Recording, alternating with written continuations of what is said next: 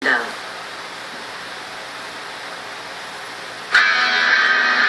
Local, live, late breaking. This is WESH 2 News at 11 with Martha Zagowski, Jim Payne, First Alert Chief Meteorologist Tony Malfi, and Sports with Larry Ridley. This is WESH 2 News at 11 in high definition.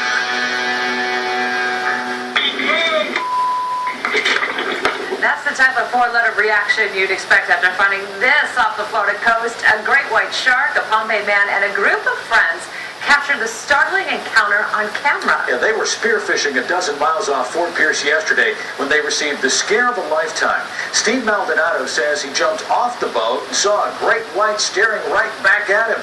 Everybody jumped back on board the boat in lightning speed. I think he was curious to want to know how, somebody takes it.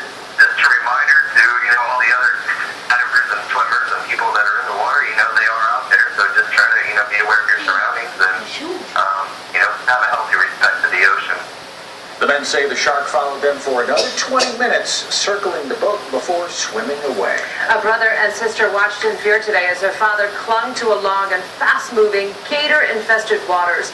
The trio's canoe tipped over and capsized in Turkey Creek in Palm Bay today. The creek is normally placid, but recent rain has made the current Turkey Creek, Dick Alger's two children made it to shore, but the U.S. Navy veteran has never learned to swim, so he was stuck in the water, clinging to a stump, thinking about the gators. That's what that guy said, there's 10,000 gators in there. I saw a very large alligator out below the dam, and all I was thinking was I'm going to keep my eyes open for him, make sure I didn't see him. A police officer used a fisherman's boat to rescue the man. The three said they had life jackets, but they didn't put them on. UCF researchers say the oil spill disaster in the Gulf played a significant role in the deadly dolphin mystery. More than 180 dolphins washed ashore along the Gulf Coast in the winter of 2011. Scientists say the oil spill in 2010 tainted the dolphins' food supply during breeding season, and then the cold weather made the situation fatal for many of the mammals. A heaping donation of dog food will help keep local senior citizens with their pets. A pet food company owned by Ellen DeGeneres has donated a ton of food to a local senior advocate group. The organization will give out bags of the food to senior citizens who otherwise may not have the money to feed their pets. They are my whole family, and they take good care of me, and I take good care of them. Hollywood Hounds in Lake Mary help make the donation possible. Expect more pet food drives in the future. Doctors had to bring a Georgia man back to life 3 times after he was bitten by a rattlesnake. Ooh. I was already, but like I say, tingling and burning. My whole body was just on fire. And blood was oozing from every part of me. 66-year-old Jim Lane was picking blueberries in Clayton, Georgia earlier this month when a rattlesnake bit his leg. Lane immediately shot and killed the snake, but the fight for his life was on. He soon realized the fangs were still in his leg, and that's when he made a bloody decision. Shot it, didn't it? I opened my knife and I reached down and I stabbed to the bone. And then I did the same thing on this side. I stabbed to the bone and come up to about 2 inches on that. That's what released that pocketed venom. It took Lane 45 minutes to crawl to the closest road. A pair of hikers saw him and called 911. Doctors say his heart stopped twice at the hospital before they got it pumping for good.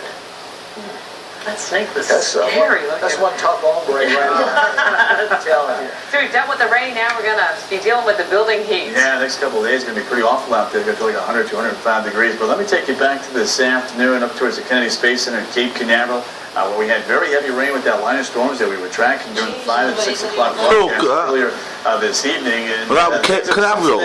Quieted down, but we had some peak wind gusts over that way today. Right around 50 miles an hour in the 4 hours. That looks satellite and radar. You can faster than that, doesn't it? Right now, the evening storms have given way to partly cloudy skies. Still some significant rain over towards the bayou. But for us, that upper low is going to be pulling away now the next couple of days. As you can see out there, it's pretty quiet. It's pretty tame out there. It's mild though, 75 to near 80 degrees at this hour. The winds are calm just about everywhere, and that's never a good thing if we've had the rain. Visibilities are oscillating now between 2 and 4 miles. About 79 tonight, isn't it? Beginning to come down. So north and west of Orlando, we do believe that we are going to have issues again with some patchy ground fog. Yalabaya Partly cloudy, partly cloudy. Tonight 76, 4 a.m. 75, and at 7 a.m. partly cloudy skies with some patchy in the fog, morning. especially down north and west of Orlando. Temperatures here running in the lower 70s, pushing near 75 as we take it back towards the east side of the peninsula. There's our culprit for today's activity. We got that one. Upper level low pressure at about 20,000 feet. That's going to lift north and east gradually. Still one more day with some scattered storms, but you're going to notice a notch drier tomorrow with those rainfall percentages at about 30, maybe 40% across our northern counties. But overall, it's going to be a hotter afternoon, a lot more heat, a lot more humidity, so you definitely need to drink the water, especially if you work outside for a living. Then we look ahead to Friday, Saturday, and Sunday. Boom, the heat is on Friday and Saturday. It's hot, mid-90s.